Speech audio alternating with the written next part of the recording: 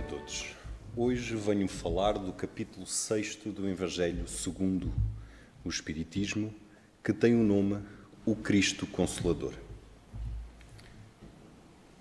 Começo com uma breve introdução. A ideia de Deus presente na humanidade desde os tempos remotos é identificada na prática de adoração do politeísmo e do monoteísmo. Politeísmo significa a crença em vários deuses e monoteísmo a crença em um único Deus. No politeísmo, os rituais de adoração eram caracterizados por práticas devocionais, algumas simples como a oferenda de alimentos, frutos e flores às divindades, outras de feição bárbara e desumana. Tinha como princípio o sacrifício de animais ou de pessoas. Com o monoteísmo, ocorreu paulatinamente o abandono dos rituais primitivos, indicando que alguma transformação ocorreu no íntimo do ser humano. A princípio, de forma tímida, pois o ser ainda sentia necessidade de adorar a Deus de forma figurada, representada nas diferentes manifestações da idolatria, antes que pudesse alcançar a compreensão de adorar a Deus em espírito e verdade, como ensina o Espiritismo. As práticas devocionais da adoração primitivas e pagãs apresentava uma característica comum, o temor a Deus.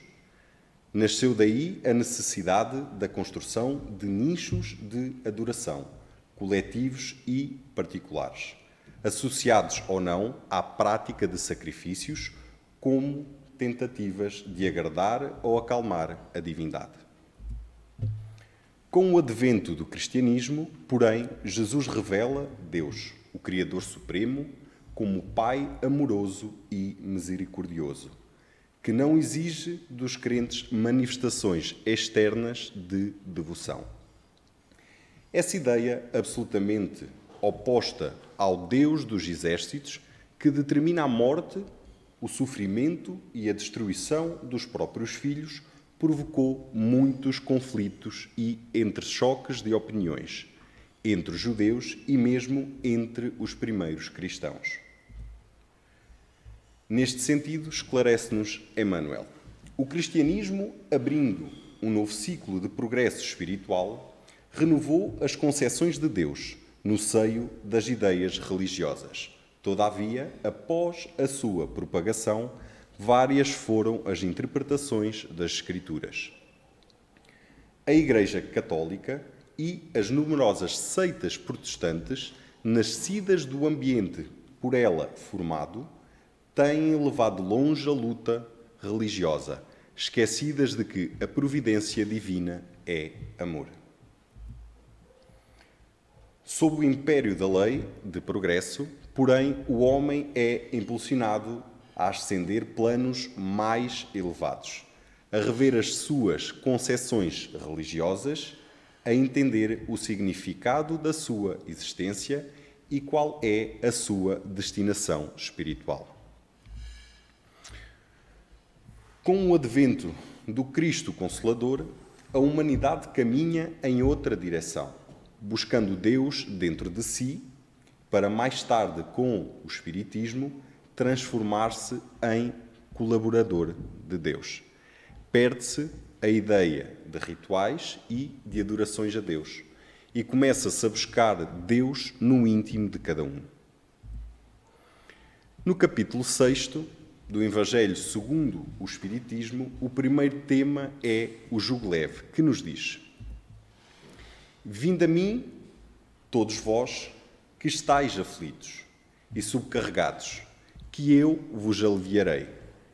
Tomai sobre vós o meu jugo e aprendei comigo, que sou brando e humilde de coração, e achareis repouso para vossas almas, pois é suave o meu jugo e leve o meu fardo. É preciso entender o verdadeiro sentido da expressão jugo do Cristo. O mesmo significa o auxílio cedido pelo Senhor para nos conduzir ao caminho da verdadeira liberdade e felicidade. Não se refere a uma imposição ou subjugação, como erroneamente foi interpretada no passado. Desta forma, todos os sofrimentos, misérias, decepções, dores físicas, perdas de seres amados, encontram sua consolação na fé no futuro, na confiança da justiça de Deus que o Cristo veio ensinar aos homens. Sobre aquele, ao contrário, que nada espera após esta vida, ou que simplesmente duvida, as aflições caem todo o seu peso. E nenhuma esperança vem amenizar o seu amargor. Foi assim que levou Jesus a dizer: vinde a mim, todos vós que estáis fatigados, que eu vos aliviarei. Entretanto, Jesus estabelece uma condição para a sua assistência e a felicidade que promete aos aflitos. Essa condição está na lei por ele ensinada. Seu jugo é a absorvência dessa lei, mas seu jugo é leve e a lei é suave, pois que apenas impõe como dever o amor e a caridade. Jesus só quer que nós todos cumpramos as leis de Deus que se baseiam no amor e na caridade. Vemos então que é sempre de âmbito individual a decisão de transformar-se para melhor. Cada pessoa, com os recursos que dispõe, onde e como viva, tem condições de renovar-se espiritualmente, libertando-se do ciclo vicioso do erro e acerto determinado pela lei de causa e efeito. É preciso trabalhar a vontade e empenhar-se no próprio esforço evolutivo. Está sempre nas nossas mãos a possibilidade de mudar. Não há dúvidas de que o processo de melhoria espiritual é árduo, especialmente quando se aplica a espíritos seriamente comprometidos com a lei de Deus. Os recursos divinos, contudo, são inesgotáveis e com eles podemos imprimir nova direção à existência. As provações, neste aspecto, se revelam como oportunidade de aprendizado que, se bem aproveitadas, impulsionam o progresso individual e coletivo. Por outro lado, é sempre bom ter em mente que o crescimento espiritual não acontece apenas pelas trilhas da dor, mas também pelo exercício do amor, como ensina o apóstolo Pedro em sua primeira epístola, dizendo assim: acima de tudo, cultivai com todo o ardor o amor mútuo, porque o amor cobre uma multidão de pecados. Nunca é demais, pois, manter-nos atentos a estas orientações. Através de numerosas reencarnações, temos sido cristãos sem Cristo. Agora que a doutrina espírita nos ensina a responsabilidade de viver, é imperioso saber dignificá-la na própria consciência, acima de quaisquer demonstrações exteriores, procurando refletir em nós mesmos. Entretanto, para que isso aconteça, é preciso, antes de tudo, matricular o raciocínio na escola da caridade, que será sempre a mestre sublime do coração, porque é na caridade que está a salvação. No segundo tema do capítulo 6, abordamos o Consolador prometido. Se me amais, guardai os meus mandamentos. E eu rogarei a meu Pai, e ele vos enviará outro Consolador, a fim de que fiques eternamente, a fim de que fique eternamente convosco. O Espírito de verdade que o mundo não pode receber, porque o não o vê e absolutamente o não o conhece. Mas quanto a vós, conhecê-lo-eis, porque ficará convosco e estará em vós. Porém, o Consolador, que é o Santo Espírito, que meu Pai enviará em meu nome, vos ensinará todas as coisas e vos fará recordar tudo o que vos tenho dito.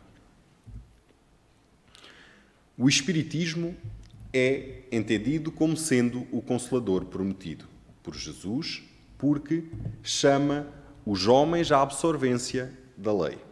Ensina todas as coisas, fazendo compreender o que o Cristo só disse por parábolas.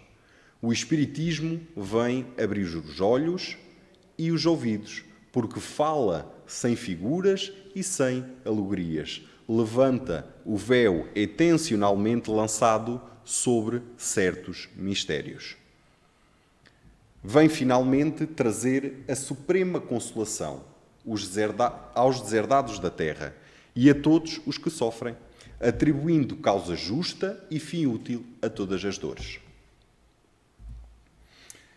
Jesus, importa considerar que não foi um filósofo e nem poderá ser classificado entre os homens, entre os valores propriamente humanos, tendo-se em conta os valores divinos de sua hierarquia espiritual. Tal como nos é dito na questão 625 do Livro dos Espíritos, em que os orientadores da codificação espírita informam ser Jesus o tipo mais perfeito que Deus tem oferecido ao homem para lhe servir de guia e modelo.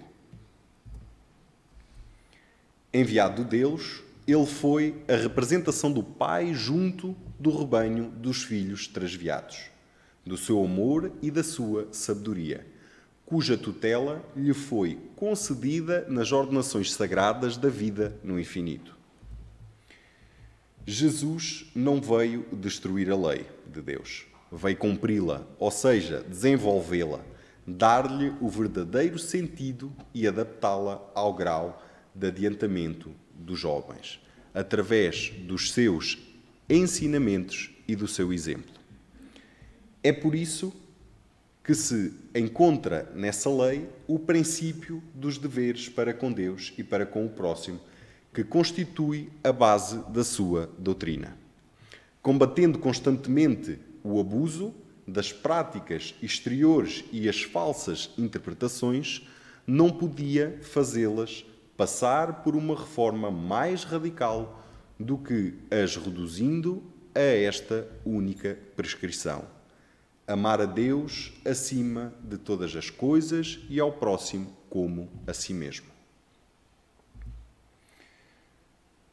São chegados os tempos em que as ideias morais hão de desenvolver-se, para que se realizem os progressos que estão nos desígnios de Deus.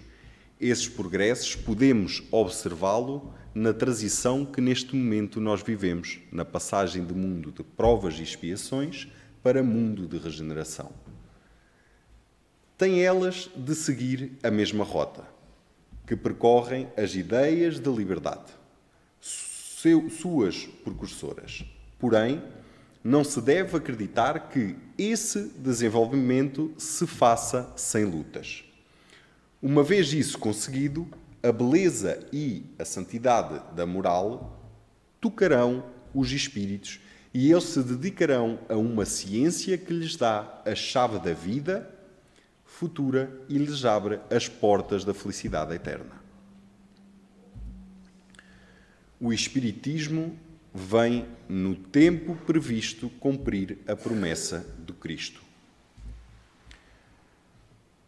O Espiritismo mostra a causa dos sofrimentos nas existências anteriores e na destinação da Terra, onde o homem expia o seu passado. Mostra o objetivo dos sofrimentos, apontando-os como crises salutares que produzem a cura e como meio de depuração que garante a felicidade nas existências futuras. O homem compreende que merece sofrer e acha justo o sofrimento.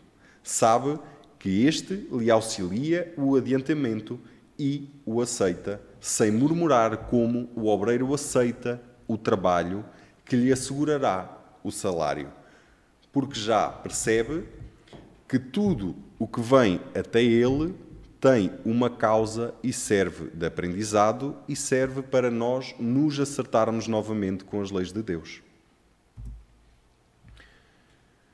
O Espiritismo nos dá fé inabalável no futuro e a dúvida não mais se apodera da alma, dando-lhe a ver do alto as coisas, a importância das vicissitudes terrenas some-se no vasto e esplêndido horizonte, que ele o faz descortinar, e a perspectiva da felicidade que o espera lhe dá a paciência, a resignação e a coragem de ir ao termo do caminho. O Espiritismo realiza o que Jesus disse do Consolador prometido: conhecimento das coisas, fazendo com que o homem saiba de onde vem, para onde vai e por que está na terra. Atrai-o para os verdadeiros princípios da lei de Deus e consola pela fé e pela esperança. Assim, o primeiro Consolador é, obviamente, o próprio Evangelho. O Consolador prometido é o Espiritismo, assim entendido porque revive as lições evangélicas na forma como Cristo ensinou, livre de dogmas e normas teológicas, e também por esclarecê-las em espírito e verdade.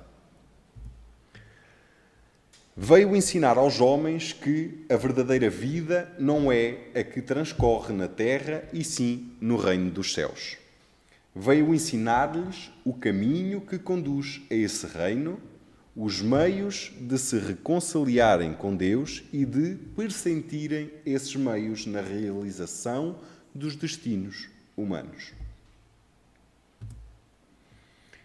Entretanto, Jesus não disse tudo, limitando-se a respeito de muitos pontos a lançar o germe de verdades que ainda não podiam ser compreendidas. Falou tudo, mas em termos mais ou menos explícitos. Não nos é dado ter o conhecimento sobre todas as coisas por causa da falta da nossa evolução espiritual. Contudo, para compreendermos integralmente a mensagem de Jesus, devemos aprender a descodificá-la. Precisamos de uma chave. Esta chave é a doutrina espírita. Jesus o mestre, Kardec o professor. Jesus a porta, Kardec a chave, como afirma Emmanuel. Por último, no capítulo 6º do Evangelho, apresenta-nos nas instruções dos Espíritos 4 mensagens, assinadas pelo Espírito de verdade.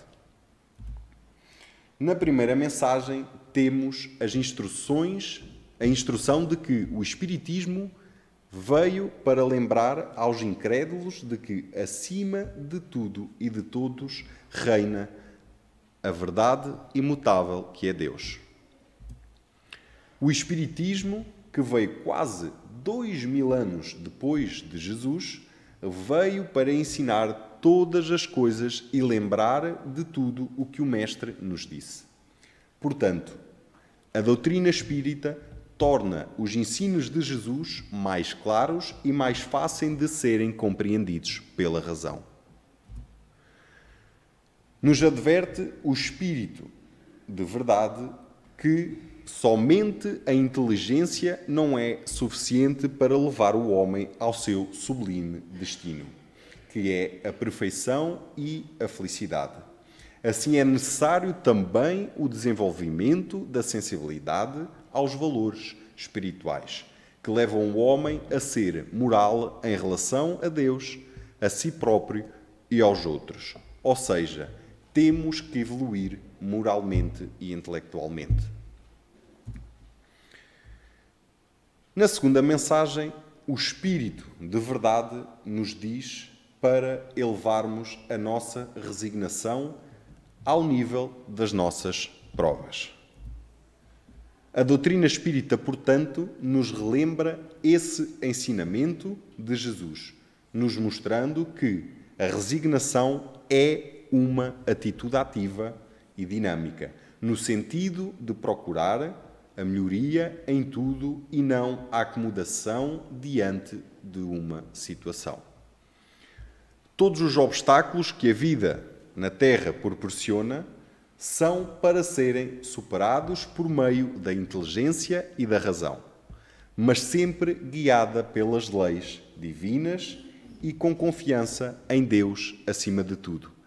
É preciso resignar-nos aceitando o que vem até nós, mas não basta aceitar, temos de trabalhar para nos reformarmos intimamente, para nos mudarmos. A terceira mensagem relembra que o grande médico das almas é Jesus. E o remédio que ele nos trouxe são as leis morais, as únicas que curam todas as enfermidades da alma. Enquanto a humanidade não perceber que todas as infelicidades humanas são resultado da própria inferioridade moral dos seus habitantes, na valorização do orgulho, da vaidade e dos seus derivados, o homem buscará em vão ser feliz. Por fim, a quarta mensagem, onde o Espírito de verdade nos fala de duas grandes virtudes: devotamento e abnegação. Devotamento é dedicação, qualidade ou condição de quem se dedica a alguém ou a algo. Significa entrega, sacrifício, manifestação de amor, apreço, consideração. Abnegação é ação caracterizada pelo desprendimento e altruísmo, em que a superação das tendências egoísticas da personalidade é conquistada em benefício de uma pessoa, causa ou princípio. É um sacrifício voluntário dos próprios desejos. Estas são virtudes essenciais em todas as ações de trabalho, sejam elas nas atividades mais complexas quanto nas mais habituais. Mas é no exercício dos deveres morais que o devotamento e a abnegação exigem a disciplina e a perseverança, para que possamos desenvolver outras qualificações nobres que nos ajudarão a agir da mesma forma com qualquer pessoa e em qualquer situação, exercitando assim amar ao próximo como a nós mesmos. Concluindo assim, neste capítulo, Allan Kardec fala-nos sobre a importância de aceitarmos o jugo do Cristo e da necessidade de empenharmos todos os esforços para entender e praticar a sua mensagem imortal.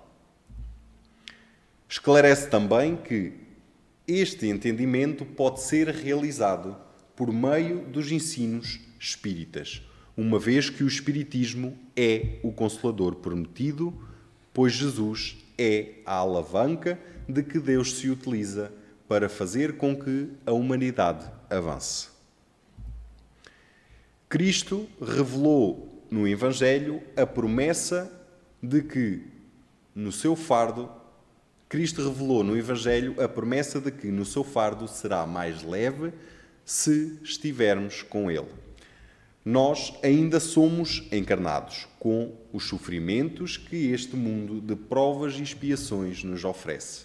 No entanto, o alívio que o Cristo nos promete se trata do jugo leve.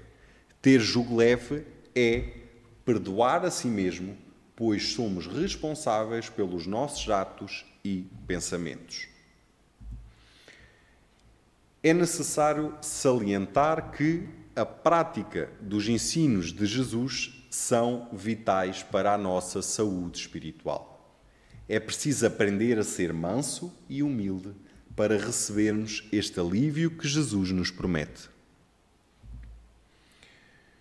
Jesus nos convida para irmos até Ele, pois seremos aliviados. Mas não bastará só ir ao centro, à igreja e esperar milagres, pois apenas a presença física não significa nada. É muito importante estarmos lá em espírito também, já que só assim iremos receber os verdadeiros remédios para as nossas dores. E assim concluímos que a responsabilidade que Jesus nos exige é o aprendizado e a prática das leis de Deus, baseada apenas no amor e na caridade. Pela vossa atenção, muito obrigado.